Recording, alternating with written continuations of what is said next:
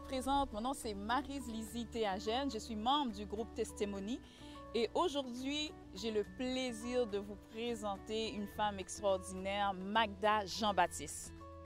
C'est une amie, vous allez voir, c'est une amoureuse de Dieu. Cette entrevue a été un pur délice. Alors, allons l'écouter.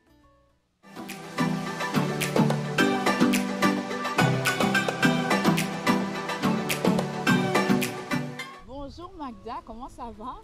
Bonjour Maryse, ça va très bien, grâce à Dieu. Donc, écoute, avec Dieu, ça doit toujours bien aller. Donc, je suis vraiment contente d'être avec toi cet après-midi pour parler de Jésus. Hein?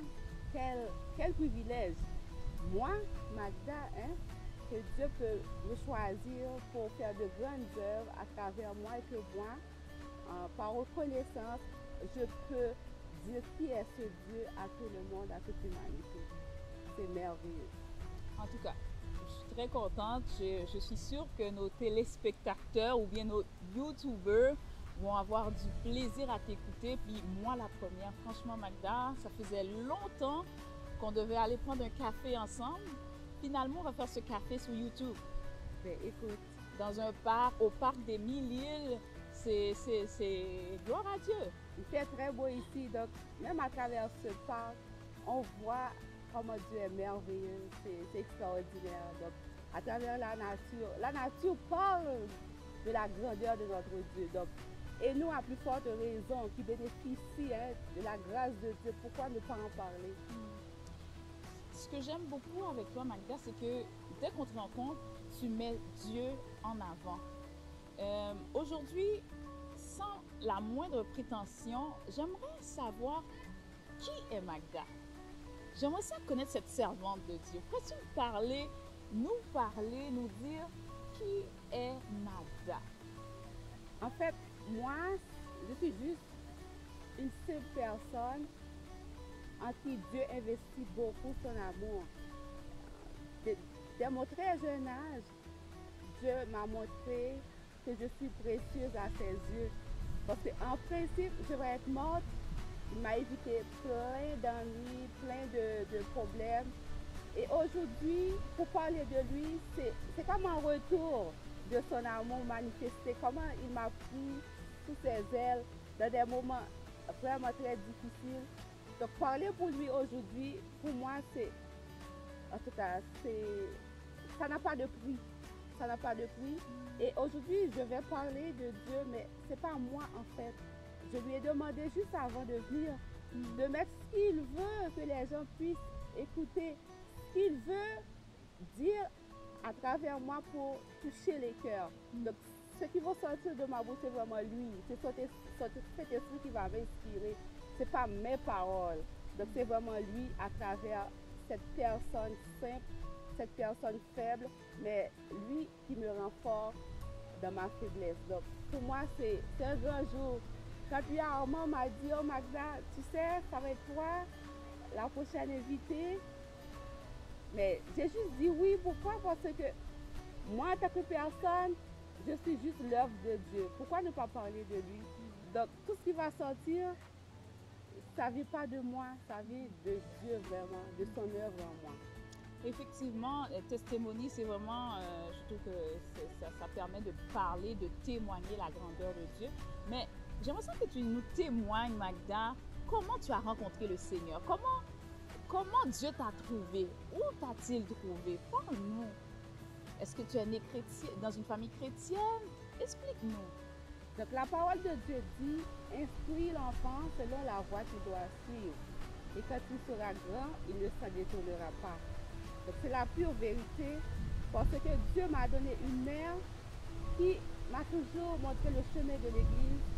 Il fallait que j'apprenne le texte d'or pour réciter. C'était la preuve que j'étais là à l'Église. Donc, elle m'envoyait participer à plein d'activités à l'Église. Je ne pouvais pas aller au lit sans prier. Donc, cette semence qu'elle a semée en moi a grandi au fil des ans. Et à un moment donné de ma vie, où je devrais utiliser cette semence, donc c'était là, c'était déjà disponible. Donc je peux rendre gloire à Dieu d'avoir utilisé ma mère et de m'avoir donné cette mère aussi qui m'a mis sur le chemin afin de le rencontrer parce qu'il me cherchait déjà. Ok, donc Dieu a utilisé ta mère croyait en Dieu et puis elle vous a transmis, vous a encouragé d'aller à l'église, puis tu apprenais des versets un peu parce que tu n'avais pas le choix, mais finalement, c'est devenu une richesse pour toi parce qu'avec la parole de Dieu, c'est un réconfort, c'est une force. C'est un trésor, je pourrais dire. Parfois, dans des situations difficiles, je vais puiser dans la parole. C'est là que je vais retrouver mon réconfort et puis là, je refais surface.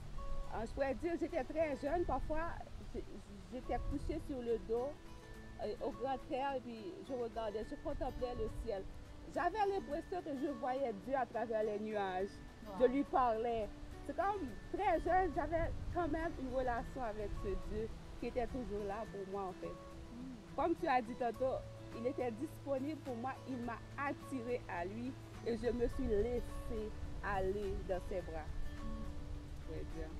Donc, tranquillement, la jeune Magda a pris cette parole a pris de l'ampleur dans sa vie, s'est manifestée. Mais corrige-moi, mais souvent, on a comme un moment marquant dans notre vie chrétienne. Je pourrais dire, certaines personnes, c'est quand ils ont accepté le Seigneur de façon consciente comme leur sauveur personnel, ou bien suite à un événement spécial qui s'est passé. Toi, est-ce qu'il y a un moment marquant qui marque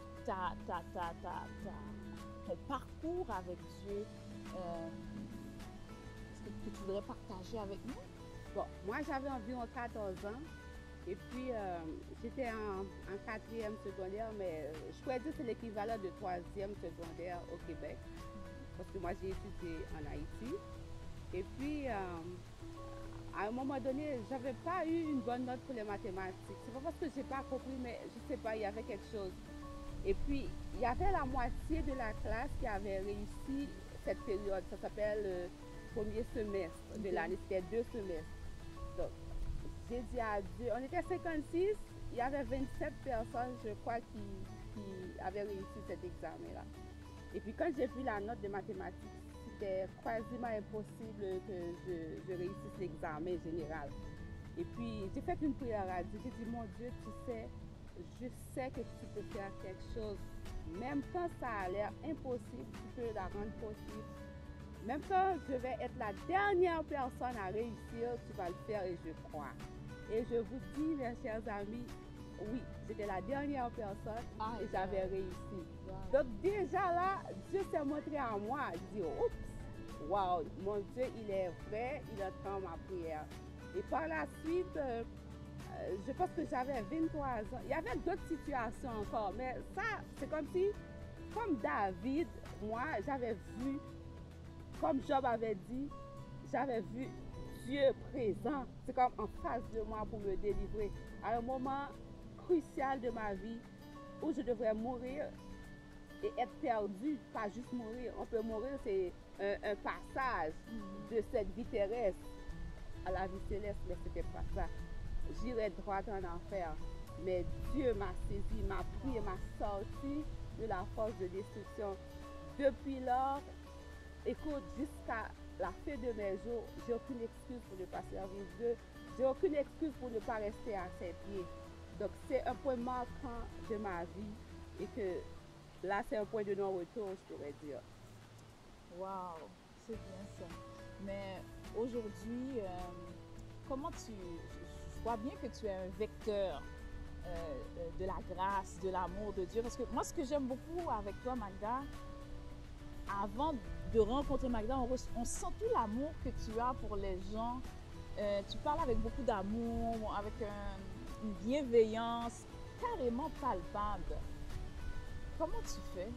Tant qu'à être là, j'aimerais ça connaître ton secret. Comment tu fais? Mais ça, je peux dire gloire à Dieu. C'est parce que Dieu a tellement déversé d'amour en moi que j'ai pour les autres. Donc, je ne pourrais pas garder parce que c'est même trop ce qu'il déverse en moi. Donc, à te dire que même dans les pires moments, Dieu met toujours une parole de sagesse, un mot de réconfort dans ma bouche. Même moi, après, je dis, oh mon Dieu. C'est la preuve qui dit que comme dans le psaume 91, évoque-moi, je serai avec toi dans la détresse. Ça veut dire, en tant qu'enfant de Dieu, sur cette terre, il va y avoir des moments de détresse, mais souvent c'est la preuve qui dit Dieu est vraiment avec moi, parce que la situation dans laquelle je me trouve, je ne pourrais pas avoir ce mot. Mais ce mot, ça vient vraiment de mon cœur, parce que Dieu est avec moi. C'est comme les circonstances sont autour de moi, mais à l'intérieur de moi, Dieu habite. Donc c'est pour ça que je peux produire encore de l'amour aux autres, peu importe la situation. Dis-moi, Magda, est-ce qu'il y aurait un témoignage ou ce que tu voudrais partager avec nous pour nous démontrer comment Dieu agit de façon claire et concise dans ta vie? Est-ce que tu voudrais partager ça avec nous? Oui, en fait, comme je dis, ma vie est un témoignage. Ma vie, c'est un livre de témoignages. Pas longtemps, c'est sûr que pendant longtemps, je pourrais dire, c'était comme un bébé entre les mains de Dieu. Je lui confiais tout et puis je ne voyais pas le danger. Et puis je partais à l'aventure parce que j'ai dit, j'ai déjà prié, Magda, go. Et puis à un moment donné dans ma vie, j'avais perdu cette paix. J'étais troublée. Donc, c'est comme c'était moi qui combattais dans la situation. Je n'avais pas laissé Dieu combattre pour moi. J'ai beaucoup souffert, beaucoup de stress. Je trouvais ça très pénible. Beaucoup. Et puis à un moment donné, mais je priais, comme je disais tantôt, lâcher prise. C'est comme l'impression, je priais, je dis, bon Dieu, fais pour moi. Et puis je ne lui donnais pas l'accès vraiment. Et puis à un moment donné, j'ai fait une récapitulation, j'ai dit, mais dans telle situation, j'avais pas eu peur, et puis Dieu a agi. Dans telle autre situation, mais qu'est-ce qui se passe? Pourquoi j'ai peur? C'est là que j'ai compris que c'est parce que j'avais pas tout lâché entre les mains de Dieu. Mais cette situation aussi m'a permis de grandir. Ça m'a tellement rapproché de Dieu, ça m'a tellement permis de me rapprocher de Dieu. Et puis, ce que cette situation a fait aussi, ça m'a rapproché plus de mon mari. On est devenus comme deux guerriers. Amen. C'est obligatoire de prier ensemble.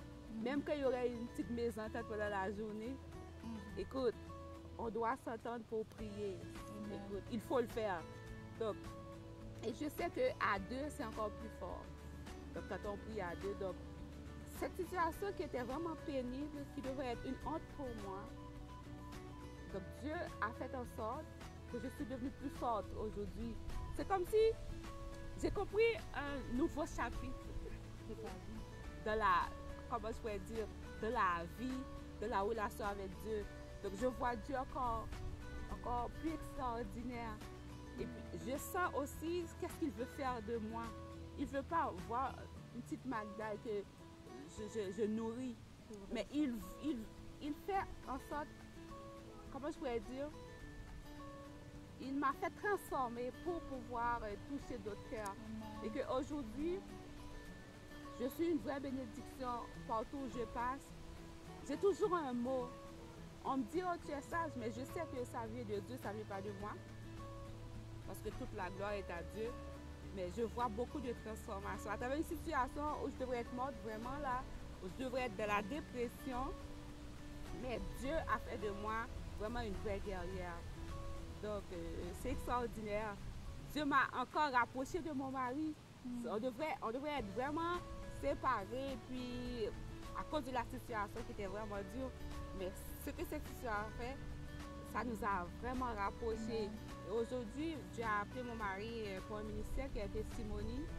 Et je sens que ma place est auprès de lui. Tout ce qu'il me dit, je prie Dieu et puis j'avance parce que je sais que c'est l'œuvre de Dieu. Mais excuse-moi de t'interrompre. Effectivement, il y a un point très important qu'on n'a pas abordé, mais qu'on va bien aborder parce que, vous savez, derrière tout grand homme, il y a une grande femme, une très grande femme. Et nous savons que Magda, c'est la femme de Louis-Armand Paulin, qui est le fondateur de Testimony. Et c'est la raison pour laquelle j'étais un peu mieux placée pour poser des petites questions plus intéressantes que son conjoint qui est au courant de tout. Et nous sommes au courant de rien. On va entrer dans ce terrain. Oui, effectivement, nous sommes très, très intéressés. C'est quoi le ministère, parce qu'il ne faut pas minimiser, mais le ministère d'une femme qui accompagne un ministre, quelqu'un qui a un grand ministère comme Testimony, c'est quoi? Explique-nous ce ministère, Magda. Donc, ce ministère, moi, en tant que femme, premièrement, Testimony, c'est montrer au monde entier que notre Dieu, il est vraiment concret, il est vraiment palpable. Donc, ce n'est pas un Dieu dans le monde spirituel, on ne peut pas toucher, mais à travers ce qu'il opère dans nos vies, donc notre Dieu, il est vraiment tangible, palpable, il est vraiment concret, on peut le voir. Donc, pour moi, c'est une vraie bénédiction de ce que Dieu nous a appelé pour ce ministère. Moi, en tant que femme, auprès de mon mari, c'est de l'encourager. C'est vraiment de prier afin que le Saint-Esprit puisse l'inspirer de tout ce qu'il va faire, de tout ce qu'il va dire, pour que ça soit vraiment, pas lui, mais Dieu qui parle à travers lui. Donc, mon rôle, vraiment, c'est de le soutenir. Et je suis vraiment privilégiée parce que je ne voyais pas ça. Là. Quand il a commencé, parce que je vois la transformation à mon mari, quand il a commencé à prier, et parfois, je portais plainte à Dieu, il dit, tu vois, là, il est par terre à genoux en train de te prier. Je te dis, il m'a fait ça. C'est comme je dis, parle-lui, hein, mon Dieu, parle-lui. Mais effectivement, il fait ça. Et puis, c'est comme si pour moi, là, avoir un mari qui prie Dieu, qui cherche Dieu, tout est réglé. Même, je ne sais pas à me soucier. Je parle à Dieu.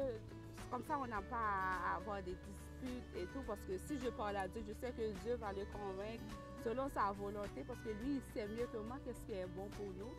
Donc, en tout cas, moi, je rends gloire à Dieu de me mettre à côté de cet homme pour le soutenir, pour lui donner les bons conseils. Pas mes conseils, mais ce qu'il m'inspire, ce que le Saint-Esprit met en moi pour que je puisse partager avec lui.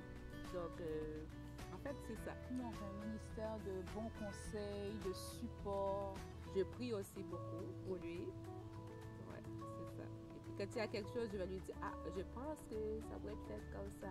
Je pense que ça pourrait être abordé de telle façon, d'une façon simple aussi, respectueuse. Donc, vu que je prie Dieu, donc il écoute, parce que c'est Dieu qui parle à travers moi pour lui, parce que je prie.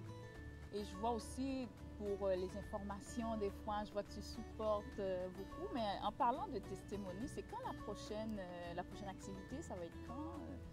Tant qu'à être, on voudrait savoir. Je pense qu'on a une soirée qui s'en vient bientôt, en décembre. Oui, oui. Donc, en fait, on organise 2 grandes soirées Testimony. Donc, c'est des gens qui viennent témoigner vraiment l'amour de Dieu. Donc, on a eu une soirée, c'était en juillet, le 6 juillet. Et la prochaine soirée, ça va être le 7 décembre 2019. Ça commence à 5h PM, donc 17h. Vous êtes la bienvenue. Mais par contre, j'aimerais que vous nous faites-ci, vous manifestez votre intérêt pour participer parce que ça prend une planification aussi pour le logistique. La logistique, en fait, donc si vous êtes intéressé, c'est ouvert à tout le monde, hein? Tout le monde. Même si j'habite à Paris, j'écoute ça. Tout le monde, c'est ouvert à tout le monde. Donc, juste aller sur la page Testimony et puis manifester votre intérêt pour y participer. À ce moment, on va vous donner plus d'explications.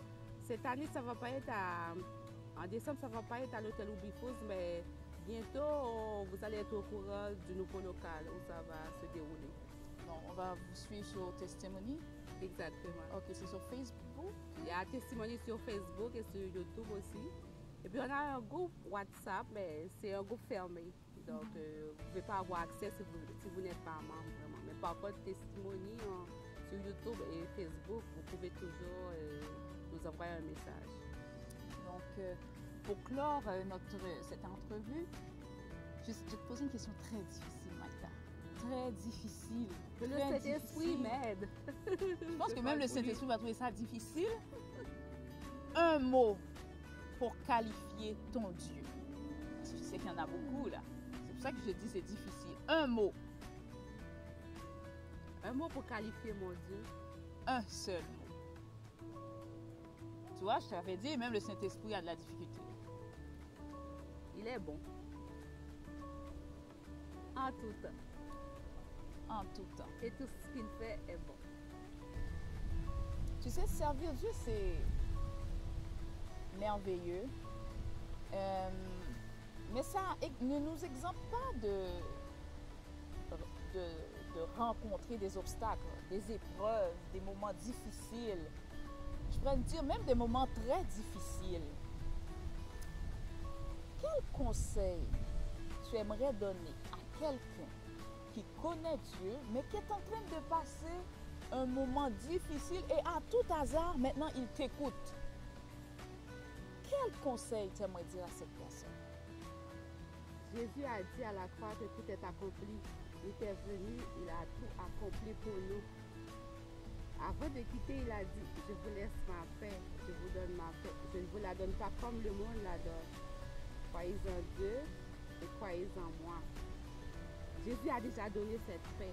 Souvent, à travers les situations difficiles, on perd notre paix, mais on la perd, mais c'est là. C'est là. C'est parce qu'on écoute les circonstances. Pourquoi on n'a pas la paix? Parce qu'il nous l'a donné déjà. C'est parce que, je pourrais dire, c'est un manque de confiance. Parce qu'on sous-estime l'amour de Dieu. On sous-estime sa toute-puissance. On sous-estime son amour en tant que Père, un Père parfait. Parce qu'il nous dit de lui donner tout, il va s'en occuper. C'est là, quand on remet tout à Dieu, la paix embarque carrément. Donc, il ne faut pas aller la chercher, c'est déjà là. Donc, quand on n'a pas la paix face à une difficulté, c'est parce qu'on ne laisse pas tout entre les mains de Dieu. C'est pour ça qu'on n'a pas la paix. Ça veut dire que quelqu'un qui croit vraiment en Dieu, même à travers les situations difficiles, devrait vivre en paix. Jésus a dit pour ajouter, venez à moi, vous tous qui êtes fatigués, chargés, et je vous donnerai le vrai repos. En fait, dans les situations, tu vas avoir le sourire, tu vas avoir la paix, parce que tu sais, en bout de ligne, que Dieu a le dernier mot.